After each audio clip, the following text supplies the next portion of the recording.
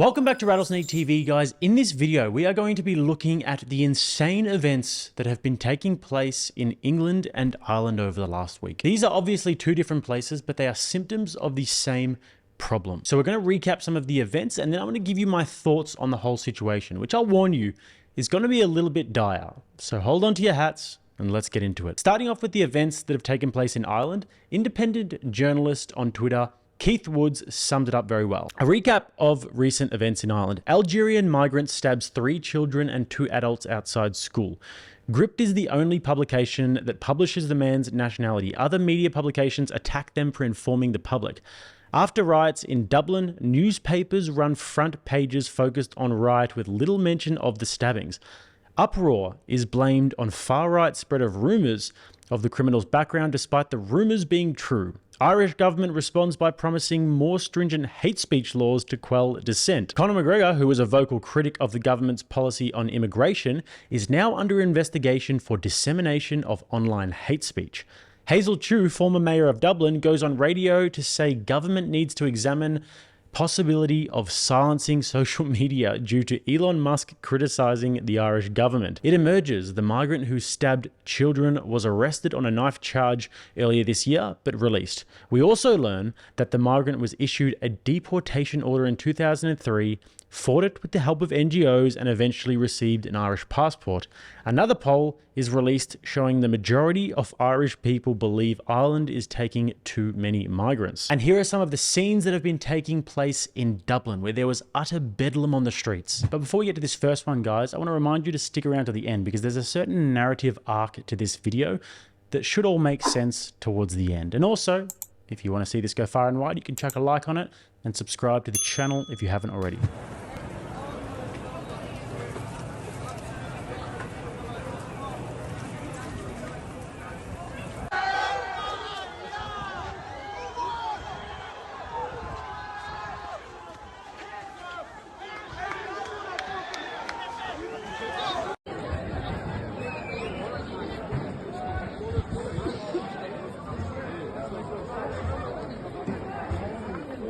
Yo, what's going on? The electricity on that cable.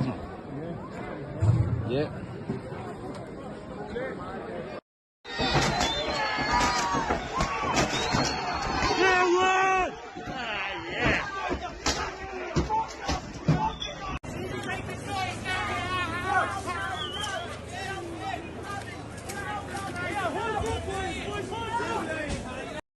Three Irish kids stabbed today and you're in robbing the place. What? Are you all doctors and engineers? There you are, folks. Look who's robbing the clothes. Don't get in my face, I'll crack your jaw wide open.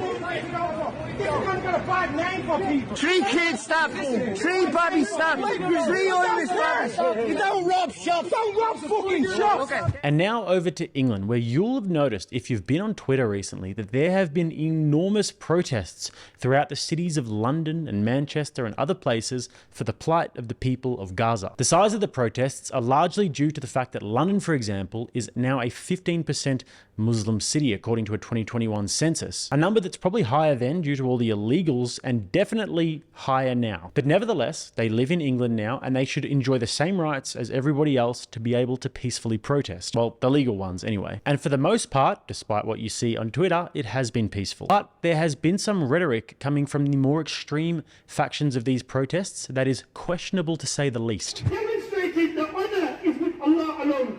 Dignity is with Islam alone. The solution is jihad and jihad alone.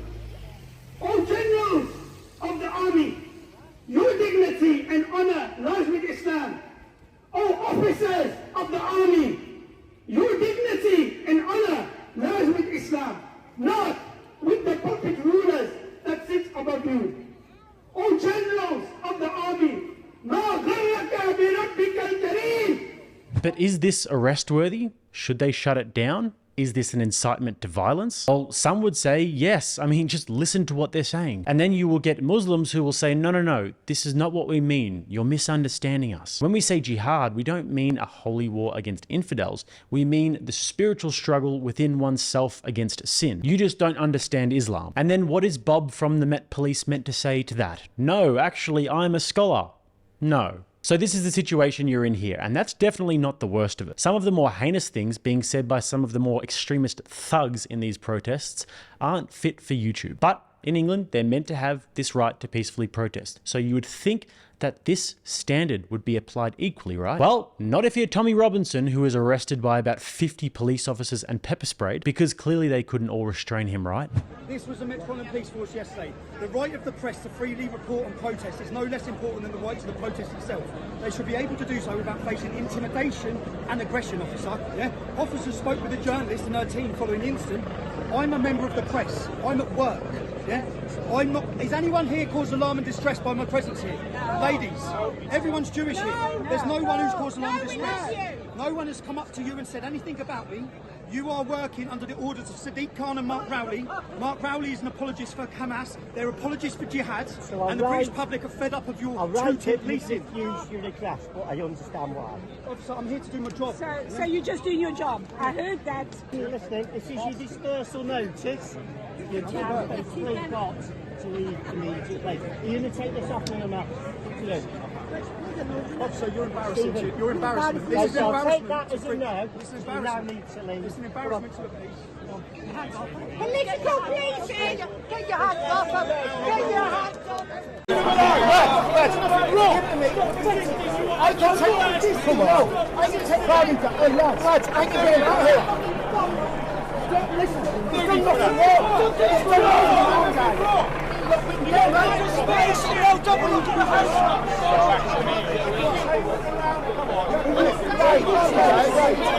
That's Tommy Robinson. And what did Tommy do wrong? Well, he simply showed up to the event to cover it as a journalist. But apparently, his mere presence was causing alarm and distress. Now, think what you may of Tommy Robinson. But regardless, you must recognize this if you are a logical human being as an egregious abuse of power and a gross double standard that is being perpetrated by a cowardly and pathetic police force. But not only that, guys, it is also utterly reckless and careless, and it's the kind of event that could lead to a catastrophic domino effect. And let me explain what I mean by this. Now, I'm not saying that this is being intentionally coordinated. But if I did want to divide a country as much as humanly possible and cause the native population to get to the point where they are so indignant that they cause bedlam in their own streets, leading to eventual societal collapse, here's what I'd do. The key mission would be to have the population completely lose faith in their institutions that they pay for and that are meant to have their back, and to get them to the point where they feel like they have no choice but to take matters into their own hands. Okay, that's the mission. Firstly, I would probably get together with a coalition of other countries and start a war in a foreign country based on manufactured intelligence that completely destabilizes a whole region of the world and causes a migrant crisis. Then I would start importing as many migrants as I possibly could into the country, and I would make a particular effort to make sure that the migrants coming in the case of the ones who are actually refugees, are as hostile as possible to us, because our previous governments were a part of the machine that gratuitously bombed and destroyed their homes. The other migrants, though, being the economic migrants, mainly military-aged men from Albania who rock up on the shores of England with iPhones and Nike sneakers, I would welcome them in too, and I would also make a point of spending taxpayer dollars to house them in nice hotels, while the hardworking citizenry of my country are languishing on the poverty line, struggling from paycheck to paycheck. Maybe I would even house them in hotels that are conveniently located in small, peaceful, very traditional English towns. That would really piss people off. And then, when the crimes and social unrest inevitably start to take place, I would gaslight the public by ignoring and obfuscating the details of the perpetrators and blaming all of the social unrest on right-wing extremists that were radicalized by Twitter. That's a good idea. And for those who persist with the questions, I would probably weaponize the media against them and call them racists and bigots, and then maybe even make an example out of one or two of them. Just throw them in the slammer for a little bit. Might even debank a politician here and there. A key move would then be to pass hate speech laws that would allow my Gestapo to arrest dissident patriots. In Russia last year, 400 people were arrested for things that they said on social media. 400 people in Russia. Obviously, this country is very different. How many people do you think were arrested in Britain for things they said on social media last year? Go on. Take a guess. I've no idea. 3,300. Really? And then, just to really take the piss, when the big rallies happen, I would allow for the immigrant rallies to happen with impunity, and I would even facilitate and form a guard for the more extremist ones.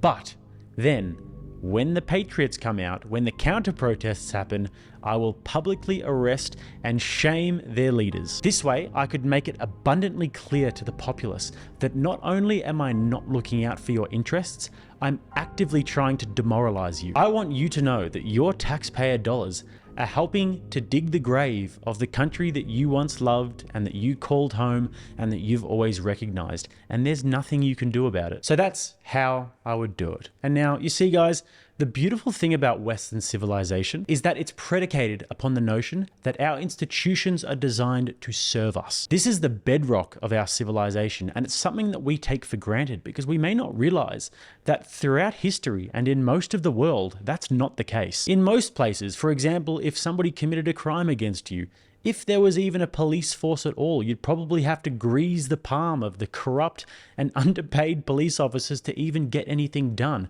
But most likely, you just have to sort it out yourself. That's not the case in our societies. Generally speaking, and don't at me in the comments, I know that they don't usually do this, they're meant to serve the people without bias. But a lot of people in the West are completely detached from the world outside of Western liberal democracies. They couldn't conceptualize what it would be like to grow up in a place like Afghanistan. And they're complacent to the point where they don't understand that it's governments or gangs. Those are your options. Small governments are good and I'm all for it, but the institutions have to be there to build a wall around it. Otherwise, it's gangs. There's no one to protect you and it's the strongest survive. We revert back to honor culture, and this is how most societies have functioned throughout history. You have your word, your reputation, your family's reputation, your broader connections or tribe, and your honor. Do you know how screwed most of us would be if we had to resort to that? We live in a world of Twitch streamers and gamers. If in a hypothetical universe, I'm not saying this is going to happen, but England, for example, were to collapse tomorrow and there were a power vacuum that opened up, the Muslims, despite being a smaller population, would take power like that. It would not even be competitive. These people are from honor cultures. They live for their family and their community, and their honor is everything. Because in Syria and in Afghanistan, the justice system tends to work a little bit differently. Our societies, however, are based upon the value of the individual.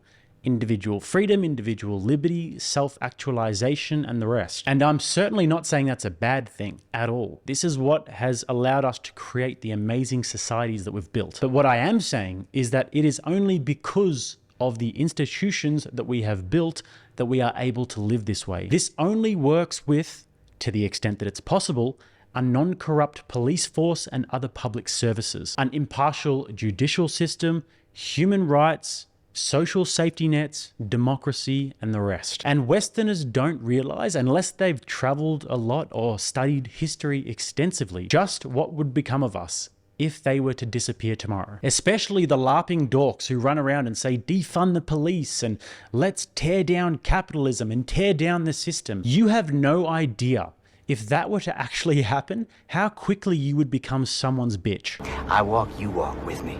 I'll keep you real close so no one up in here can hurt you. Looks to me you already got a girlfriend. So, why am I speaking about all this? Well, it's because the events that have taken place in England and Ireland over the past week could theoretically signify a coming societal collapse. And just as a disclaimer, I am optimistic that we will find a way out of this before it comes disastrous. And I think that recent election results, such as Geert Wilders, the populist candidate in Holland, are a step in the right direction. But there is no doubt that what we are seeing before our eyes is a deterioration of faith in the institutions. And if not ameliorated anytime soon, the logical conclusion, whether it be this year, next year, or in a decade, is one of two results as far as I can see. Either the native population becomes demoralized and any form of nationalism or patriotism fizzles out with a whimper, or there comes a boiling point. Likely one event that causes an explosion of tensions and a catastrophic domino effect. And I don't know if you guys watching know many Irish people, but they're not exactly the kinds of people who you can push around. And it's the same with English. I mean, there are probably millions of Tommy Robinsons out there. Hell, I knew a bunch of them when I lived in Hackney in East London for 3 years, and that's why I tend to think that the boiling point is much more likely. But the even more concerning thing about that catastrophic scenario is that the likelihood of there being some sort of an organized rebellion where the Little Britain of old is restored and the same is done in Ireland is next to zero. The chances of that being a chaotic explosion with all types of factionalism is much more likely. And there are countless examples throughout history where revolutions succumb to their darkest and most malicious brackets. There are smart people with good ideas, genuine grievances, and benevolent intentions that come along, but then closely following them are the hooligans and the thugs that want to see shit burn. They're the cunning Machiavellians, the ones that pretend to be all for the cause, but really they hijack the movement for their own benefit. We've seen this time and time again. So it's very alarming to see these events taking place and the institutions that we once trusted failing the people and the trust in them being rapidly diminished. And if we can't figure out a way to reverse the tide and have the cultural pendulum swing the other way and install faith in the citizenry once again and make the necessary changes within the system that already exists, then I am very worried for the future of countries like England and Ireland. And maybe you think I'm being a bit dramatic here, and that's fair enough, and I am operating in extreme hypotheticals. But I do believe that one of the reasons why we are here is because of complacency. We just think that the West is the best and the strongest and we are unshakable. And anybody who's been following this situation for a while will understand that these tensions have not just sprung up out of nowhere. They've been building for years, for decades in fact. And the governments aren't doing anything to stop it. In fact, they are causing it and then they're pouring gasoline on it. So I mean, you tell me what the likely outcome is. And so with that, guys, on that morbid note, I would recommend maybe going and watching vocal coaches reacting to Chris Stapleton.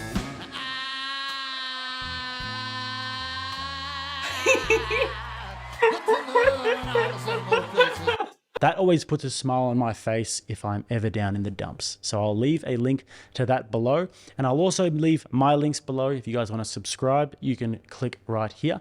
And also, if you'd like to watch another video, you can click right here. Till next time, I'm Jake. This is RattlesnakeTV, keeping you armed and dangerous.